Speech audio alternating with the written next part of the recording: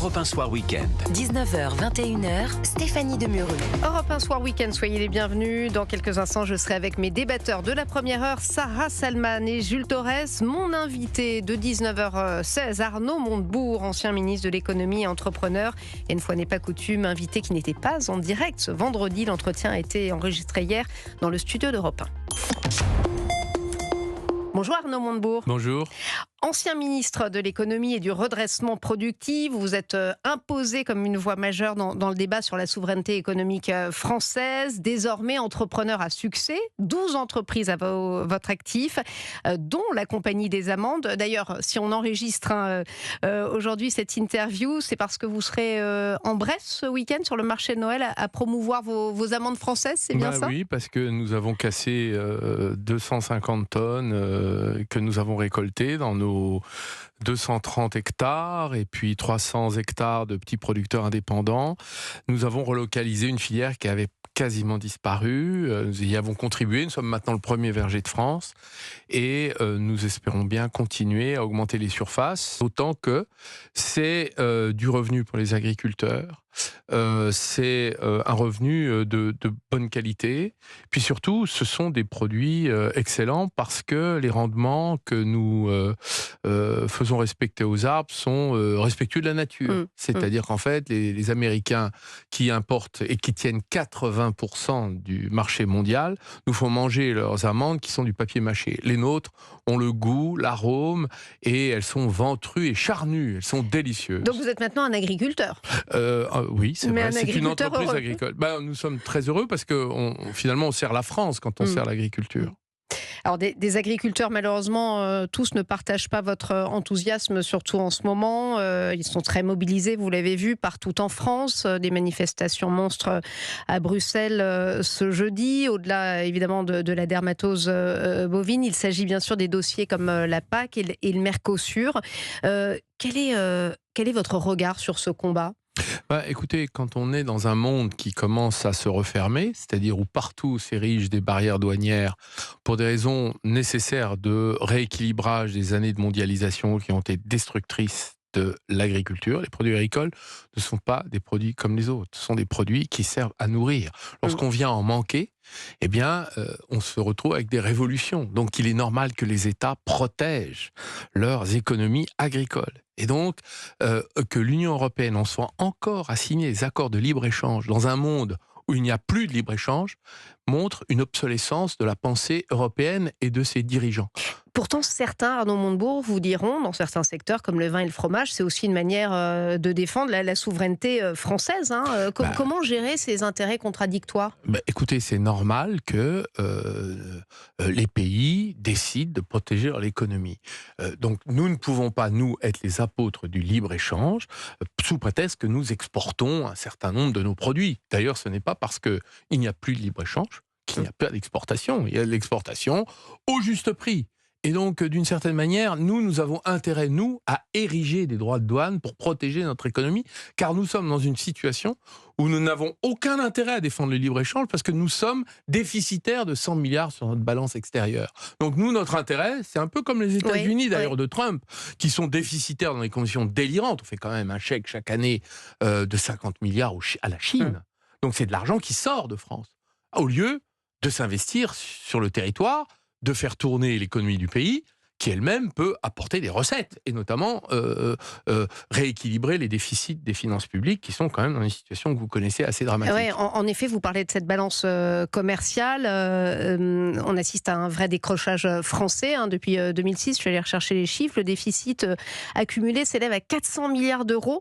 On est là aujourd'hui en 2024 à moins 81 milliards. Qu'est-ce qui s'est passé ?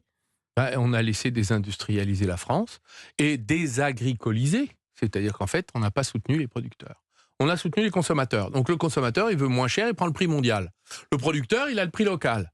On n'a pas soutenu le producteur chez le consommateur. On a soutenu le consommateur contre nos producteurs. Conséquence, voilà.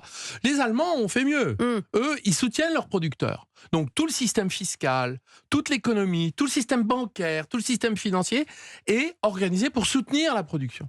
Nous, c'est le contraire. Quand Tout vous est dites on, organisé. c'est qui? C'est C'est les gouvernements. Non, mais c'est culturel. C'est le gouvernement, c'est les institutions en général. Ce n'est pas que, d'ailleurs, des dirigeants politiques. C'est aussi une mentalité. Donc nous, nous avons été cigales, les autres ont été fourmis. Maintenant, il va falloir qu'on se transforme. Et qu'on revienne à soutenir nos producteurs. Alors, on a vu la semaine dernière la disparition d'un énième fleuron français, Brandt. Sur le Figaro TV, vous avez dressé le bilan funèbre d'une décennie de pillage organisé. C'est comme ça que vous le décrivez. Une souveraineté nationale sacrifiée sur l'autel, vous dites, des logiques de banquiers d'affaires. Évidemment, on ne peut pas s'empêcher de penser à Emmanuel Macron. Vous dites on découpe, on vend, et puis on prend des commissions au passage. On pense au cas d'Alstom, évidemment. Ce sont des accusations que vous assumez ? Écoutez, regardez ce qui s'est passé avec ce qu'on appelle les conglomérats. Les conglomérats, ce sont des très grandes entreprises qui exercent plusieurs métiers dans plusieurs secteurs. L'énergie, le transport, même l'agroalimentaire. Donc nous, on a découpé en morceaux tous nos conglomérats. On avait, je le rappelle, la Compagnie Générale d'Électricité, la CGE, qui avait une branche qui est devenue Alstom, une autre qui est devenue Alcatel. Qu'est-ce qui reste d'Alcatel ? Rien, parce qu'Alcatel, après, ils ont découpé ensuite en rondelles ce qu'ils avaient déjà découpé en rondelles. Donc ça a fait quoi ? Ça a fait de la destruction. Donc ça, si vous voulez, c'est ce que les banquiers d'affaires vendent en disant vous devez vous recentrer sur votre cœur de métier, oublier tous les métiers annexes, etc. Conséquence, vous avez des entreprises qui n'ont plus de quoi lutter contre les mauvais jours. C'est-à-dire que quand vous avez une production qui, sur le marché, qui a un marché qui se retourne, vous n'avez pas une deuxième production pour compenser. Tous les grands pays industriels ont conservé leurs conglomérats. Les Japonais, les Américains, les Allemands, les Italiens. La France, elle a fait, avec des grandes boîtes, des tout petits morceaux qui disparaissent les uns après les autres. Et évidemment, le banquier d'affaires, c'est-à-dire la financiarisation, a organisé tout ça. Là-dedans, vous avez les avocats d'affaires, les banquiers d'affaires, le pouvoir politique qui laisse faire. Et il a fallu quand même mon décret, il y a 10 ans, qui était un décret souverainiste, qui disait, maintenant, dans un certain nombre de secteurs stratégiques, c'est-à-dire un grand nombre, vous ne pourrez plus vendre. Bon, sauf si le gouvernement est d'accord. Il a fallu quand même beaucoup de temps avant qu'on l'utilise et qu'on le mette en œuvre. Dans l'affaire Alstom, on aurait pu bloquer. Dans l'affaire Technip, on aurait pu bloquer. Dans l'affaire, et combien d'autres comme ça, dans l'affaire Lafarge, on aurait pu bloquer, etc., etc. Mais on n'a pas bloqué. Dans l'affaire Alcatel, on aurait pu bloquer. Et pourquoi on n'a pas bloqué ? Mais vous dites parce qu'on touche que des commissions vous avez au passage. au pouvoir des gens qui sont des libéraux. C'est-à-dire, on laisse tout faire. Parce que le marché a toujours raison contre l'État. L'État a toujours tort et le marché a toujours raison. Moi, je pense que c'est le contraire. L'État n'a pas toujours tort, mais il sait défendre l'intérêt national. Le marché ne défend pas l'intérêt national. Il défend l'intérêt de quelques-uns. Et évidemment, à la tête de ces grandes entreprises, vous avez des dirigeants qui ont pris des chèques, des grosses commissions, en plus de ceux des banquiers d'affaires qui ont fait les opérations. Et les politiques aussi ? Les politiques, ils ont laissé faire. Ils ont laissé faire. Donc ça, c'est factuel. D'ailleurs, moi, j'ai été dans un gouvernement qui a laissé Alstom être vendu aux Américains. Qui ? François Hollande, son secrétaire général adjoint Emmanuel Macron, devenu ministre de l'économie à ma place, et qui ont laissé faire. Et Bruno Le Maire. Bon voilà, vous avez les usual suspects. Aujourd'hui, quand vous entendez Emmanuel Macron se pencher sur le chevet des agriculteurs, dire il faut que l'Europe soit protectrice, qu'est-ce que ça vous inspire ?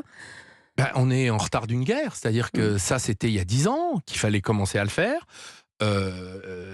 Au moins quand Trump est arrivé sur son premier mandat, il fallait quand même comprendre que le monde allait changer et donc commencer à faire un changement stratégique, c'est-à-dire aujourd'hui nous sommes les vassaux numériques des États-Unis. Ils sont en position dominante, ils nous écrasent partout et nous n'avons plus rien et ils pompent la valeur de notre économie. Et nous sommes les vassaux industriels des Chinois. C'est-à-dire que les Chinois nous envoient les voitures électriques, le textile, et ça va continuer. L'acier, la chimie, l'automobile est en grand danger. Bientôt l'aéronautique, donc il ne restera plus rien. Et comme il y a quelques tentatives de souveraineté. Vous avez vu, là, ils sont revenus sur l'interdiction des ventes, mais en disant il faut quand même des équipements européens. Non, mais ils ont mis un certain nombre ils ont pris un certain nombre de décisions de droits de douane qui sont insuffisantes, parce que le marché chinois aujourd'hui, comme les États-Unis sont fermés, se sont retournés vers l'Europe. Donc nous sommes le déversoir des surplus chinois subventionnés par l'État chinois. Donc là, on peut Vous pas aimeriez laisser un faire. Donald Trump français, d'une certaine manière, au moins sur la question du protectionnisme? Je n'apprécie pas Donald Trump Mm. pour de très nombreuses raisons. Mais nous avons besoin d'un État souverain qui défende et qui protège notre économie, qui prenne des décisions qui, j'ai envie de dire, moins de décisions contre les Européens et Oui, plus oui. de décisions qui mettent la pression sur ceux qui veulent aujourd'hui envahir le marché Mais Arnaud européen. Montebourg, quand vous voyez Ursula von der Leyen devant Donald Trump comme, pardonnez-moi, j'en prends la responsabilité, mais comme une petite fille qui attend sa sentence sur son golf, vous vous souvenez, qu'est-ce que ça dit quand même? Bah, c'est pas que ça dit, c'est qu'on a regardé l'accord, c'est un accord léonin. C'est-à-dire léonin, vous savez, en droit, ça veut dire Oui. c'est le lion qui La mange la clause souris. léonine, oui. Qui était la souris? L'Europe. Qui était le lion? Les États-Unis. Donc c'est une humiliation. Cette situation est humiliante pour nous et je ne comprends pas pourquoi Mme von der Leyen n'a toujours pas été censurée par le Parlement Mais est-ce qu'il faut européen. réformer l'Union européenne, qui a En tout trop de cas, pouvoir les aujourd'hui? dirigeants européens sont absolument incapables de faire mouvement. La preuve, le Mercosur est le dossier supplémentaire et peut-être même Oui, de trop, oui. c'est-à-dire ils continuent à ouvrir les frontières. Donc, comme le disait il y a 20 ans un théoricien du Parti républicain américain, Robert Kagan, il avait dit, voilà, nous sommes Mars, le dieu de la guerre.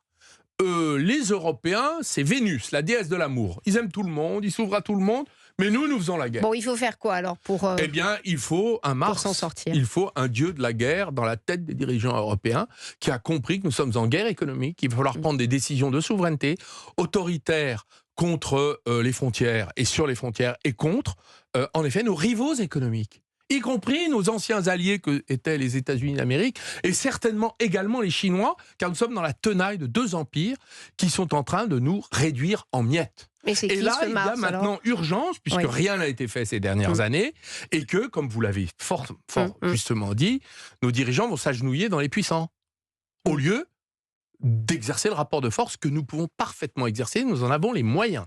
Nous avons la puissance du marché, Oui. nous avons l'épargne la plus haute du monde, et nous avons la possibilité de prendre des décisions quand on décide de les prendre. Mais Arnaud Montebourg, je vous entends souvent dire il faut relocaliser. Vous proposiez de faire revenir 1000 industries en France. Sauf que, vous le savez évidemment mieux que moi encore, quand on parle aux chefs d'entreprise, ce sont les normes, ce sont les taxes, le coût du travail qui fait fuir. Et là, je peux vous assurer qu'en ce moment, beaucoup de chefs d'entreprise, c'est peut-être pas votre cas, mais ont envie de quitter la France parce que c'est plus possible. Non, moi je ne quitterai jamais la France, je l'aime trop. Oui, mais et c'est devenu j'invite- compliqué. Mais On avait je le sais 40 très bien, milliards j'ai au monté dernier une budget usine dans de le... taxes. J'ai monté notre usine de casserie d'amandes dans le Var, je sais exactement de quoi il retourne. C'est vrai que c'est difficile, mais je vais vous dire une chose. Nous devons alléger la pression normative, réglementaire et fiscale sur les producteurs, en Europe et en France. Fiscal, oui. Oui, Vous tout. parlez encore à vos amis de gauche? Bien sûr, non mais... Vous savez que vous êtes encore compté à gauche pour Oui, l'ARCOM, mais hein. d'accord, mais moi je donne mon point de vue. Aujourd'hui, et nous devons, en contrepartie, nous fermer, l'Europe doit se refermer face à la pression commerciale mondiale. Merci Arnaud Montebourg Merci, d'avoir madame. été avec nous sur Europe